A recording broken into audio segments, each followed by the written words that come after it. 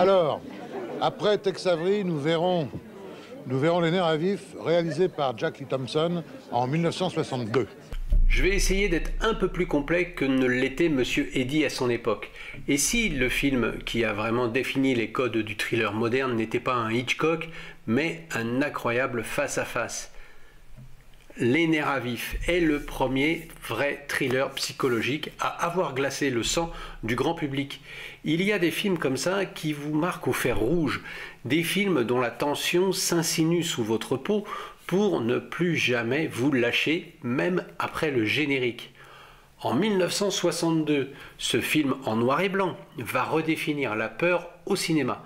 Pas une peur surnaturelle, non, mais bien une peur réelle, viscérale, incarnée par un homme au charisme aussi énigmatique que terrifiant. Bien sûr, j'ai nommé Robert Mitchum.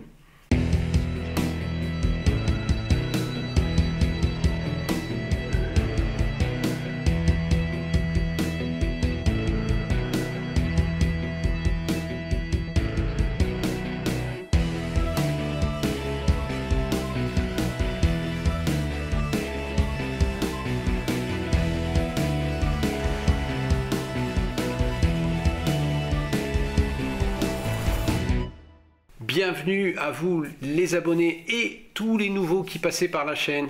Bienvenue aux amoureux de la toile, je suis heureux de vous retrouver.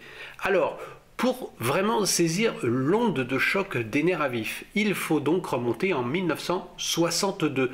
Le projet est porté par l'immense Gregory Peck, qui est très impliqué via sa société de production Melvin Talbot. Mais il ne contrôle pas tout. Le film est produit par C. Bartlett et distribué par Universal.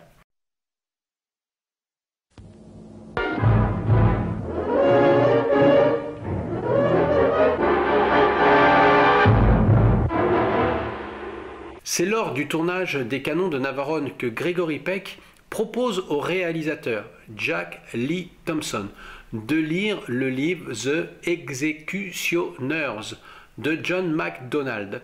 Il lui proposera d'ailleurs de réaliser le film si le livre lui convient. Il faut dire que Thompson a marqué l'esprit de Gregory Peck, car il a remplacé au pied levé le premier réalisateur des Canons de Navarone, qui venait juste de se faire virer. Et il a vu en lui le dynamisme et tout le savoir-faire du réalisateur, qui aimait mettre en place des grands blockbusters. On peut appeler les Canons de Navarone un blockbuster.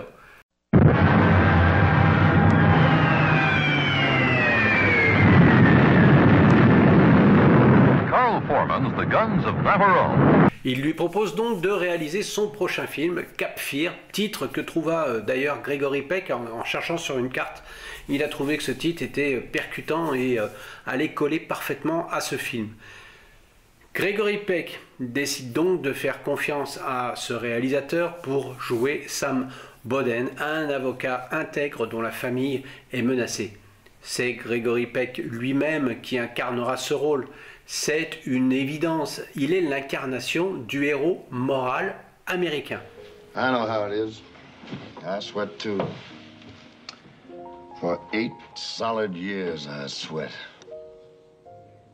You gonna buy me a drink? Waiter? That'll be double, waiter. 12-year-old. My rich cousin here says nothing's too good for old Max. Mais qui mettre en face de lui pour jouer Max Cady, cet ex-détenu qui sort de prison après 8 ans, assoiffé de vengeance envers l'avocat qu'il juge responsable de sa chute. Je peux tout de suite mentionner que dans le roman original, Cady était un soldat traduit en cour martiale et condamné sur la base du témoignage du lieutenant Boden pour le viol brutal d'une jeune fille de 14 ans. La censure est intervenue et a interdit l'emploi du mot viol. Elle a déclaré également que la représentation de Cady comme un soldat portait atteinte à l'image des militaires américains. Donc changement oblige pour le film. Cape Fear, starring Gregory Peck, Robert Mitchum, Polly Bergen. Cape Fear, the screen's most terrifying war of nerves. I've seen the worst, the dregs, but you are the lowest. Le tournage a été un bras de fer permanent avec le code ICE. Je vous rappelle, ce code de censure mis en place en 1934, pleinement actif jusqu'en 1952, et puis perdant un petit peu de sa prestance, mais toujours virulent jusqu'en 1966, où il a disparu pour laisser place à d'autres moyens de contrôle. La violence et surtout les sous-entendus sexuels comme la menace de viol qui plane sur la femme et la fille de l'avocat doivent être suggérés et jamais montrés. Mais, loin d'affadir le film, cette contrainte rend paradoxalement encore plus pervers la menace qui n'est pas dans ce qu'on voit, mais dans ce qu'on imagine. C'est le même principe avec le requin de notre ami Steven Spielberg, qu'on ne voit pas, mais qu'on imagine. C'est d'une pure violence psychologique, une guerre des nerfs. Le film porte vraiment bien son nom. Le choix de Jack Lee Thompson d'utiliser le noir et blanc très contrasté, presque tranchant, renforce une atmosphère sombre et étouffante, qui emprunte au film noir pour mieux en tordre les règles. D'ailleurs, je reviens au code ICE. Dites-moi dans vos commentaires si vous voulez que je fasse un hors-série sur ce fameux code pour pouvoir aller encore plus loin dans l'analyse, dans la profondeur, dans la genèse et parler de ce fameux gendarme de la censure américaine. N'hésitez pas à me dire si cela vous intéresse dans vos commentaires. Mais revenons au film et revenons à la question de qui va-t-on mettre en face de Gregory Peck pour jouer ce fameux Max Cady, cet ex-détenu. Eh bien, c'est le nom de Robert Mitchum qui circule. Mitchum, c'est l'anti-Peck. C'est une présence quasi animale, un regard lourd, une réputation, disons, un peu compliquée. Au départ, eh bien, il refuse le rôle qu'il trouve trop malsain.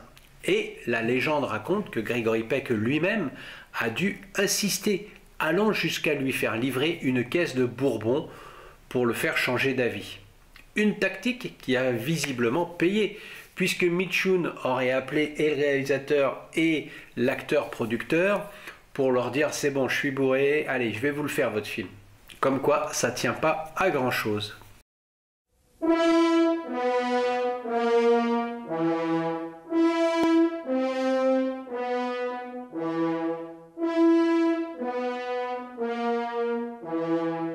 Alors, qu'est-ce qui rend Les Nerfs à Vif si révolutionnaire? La recette ici repose sur 3 ingrédients essentiels. Un méchant d'un nouveau genre, la destruction du rêve américain et une mise en scène de la tension à l'état pur. Commençons donc par l'atout maître. La première règle, la première ingrédient, Robert Mitchum en Max Cady.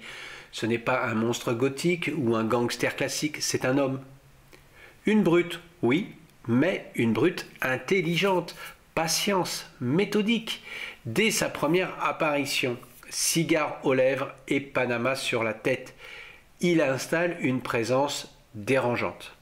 Il ne se cache pas, et au contraire, il s'exhibe, il provoque, il joue avec les limites. Mitchum lui donne une animalité latente, une confiance en soi qui vous glace le sang. Son corps puissant, souvent filmé, torse nu d'ailleurs, n'est pas qu'un symbole de force brute, c'est aussi celui d'une sexualité prédatrice, menaçante. Il est l'incarnation du mal plausible, le genre de mal qui pourrait frapper à votre porte. C'est une performance tellement forte que Gregory Peck lui-même avait admis que Mitchum lui avait volé le film, la vedette sur le film. Mais il le savait dès les prémices du projet, dès qu'il en a parlé au réalisateur, il lui a dit voilà, le rôle du méchant sera un rôle fort, c'est lui la vedette du film, ce ne sera pas moi. Et il avait raison, parce que cette présence forte il fallait un acteur de la trempe de Mitchum pour l'incarner. Et même au montage, Gregory Peck, qui pouvait intervenir, n'a pas cherché à se positionner pour reprendre la part belle. Pour lui, le film devait reposer sur le méchant.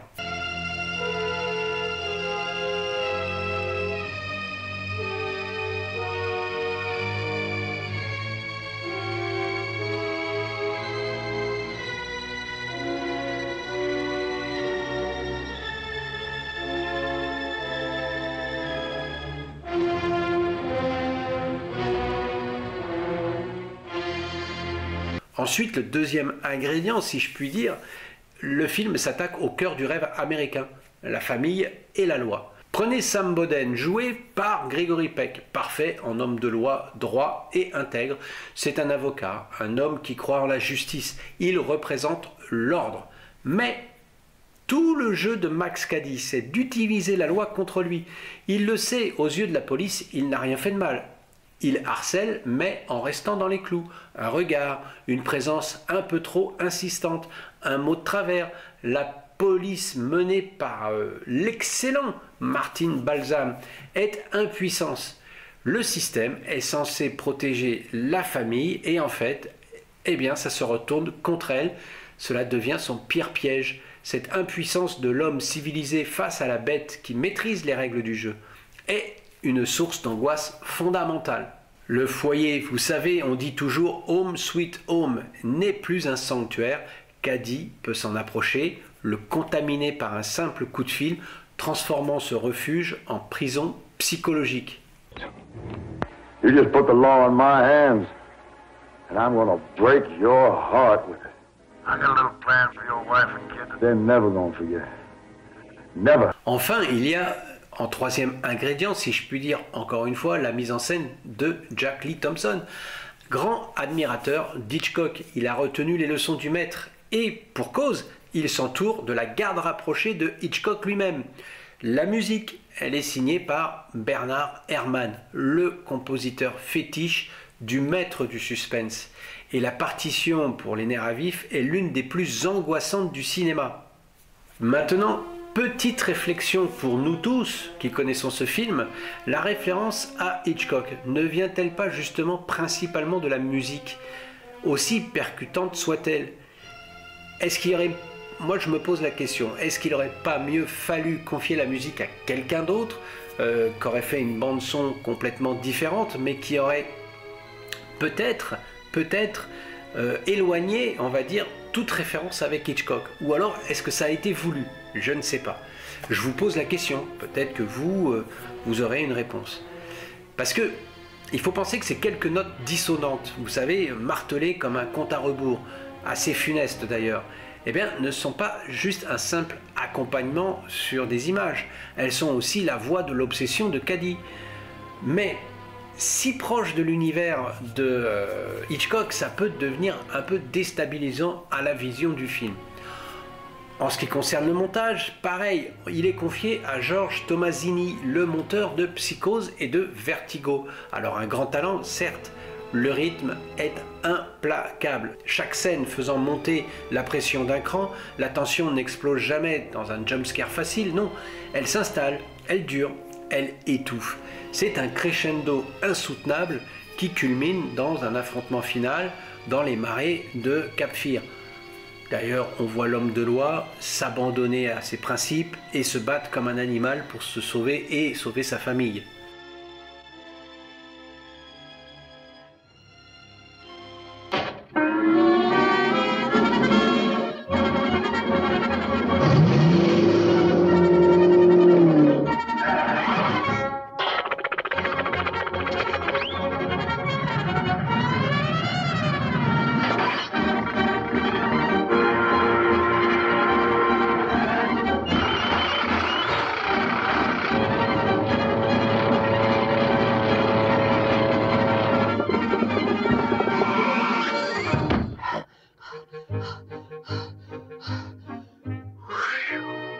T'as bougé, pas vrai?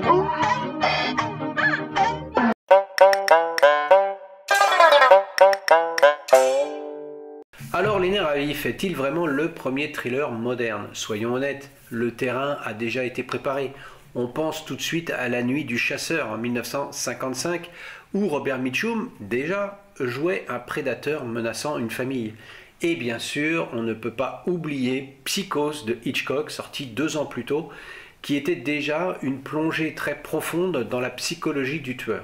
Ce que va nous apporter Les Nerfs à vif de radicalement nouveau et qui en fait un film fondateur, c'est le concept de harcèlement quasi légal.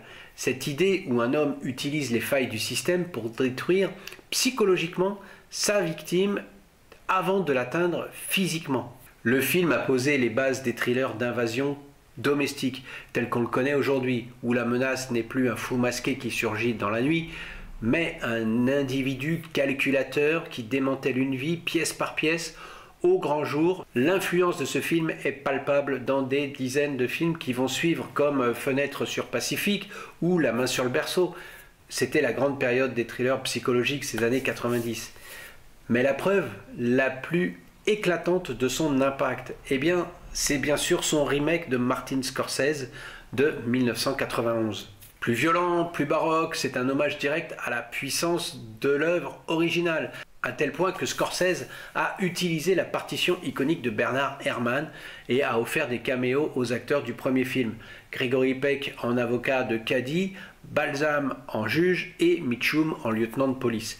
L'existence même de ce remake, devenu aussi un classique, prouve à quel point l'histoire de ces deux hommes est intemporelle. Alors, pour ma part, j'ai quand même, vous le savez, ou vous le devinez, une faiblesse pour l'original. Alors, en son temps, c'est vrai, la prestation de Robert De Niro avait impressionné. Mais avec Robert Mitchum, on n'a pas besoin d'artifice, pas besoin de tatouage, pas besoin de grimaces, pas besoin de musculation extravagante, je dirais presque. C'est juste sa présence magnifique, maléfique. La preuve en est avec cette séquence.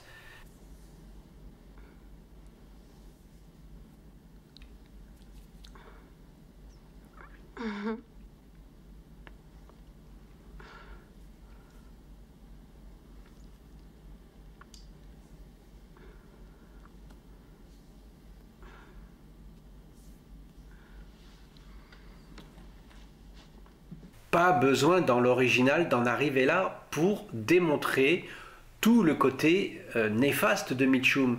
Et c'est bien pour ça que je préférerais toujours l'original à la copie.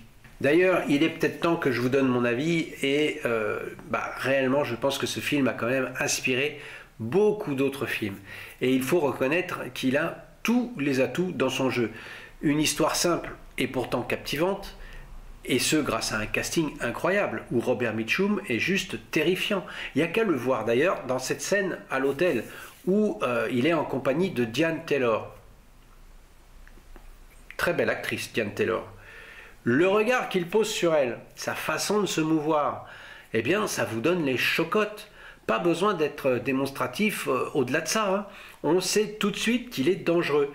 Et c'est pourquoi Mitchum, eh bien c'est un acteur quand même important de sa génération. Eh bien il a su prendre des risques, il a pris un rôle vraiment antipathique.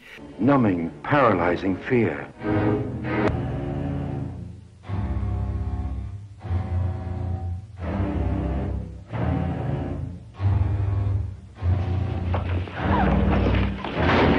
Et puis, Gregory Peck, lui, c'est l'homme de fer, l'homme au complet gris. Il ne sera jamais l'homme sauvage, mais il deviendra l'homme aux abois, avant de devenir l'homme le plus dangereux du monde, pour une confrontation ultime finale. Tout ça, c'est un petit clin d'œil aux plus cinéphiles d'entre vous, bien sûr, vous l'aurez compris.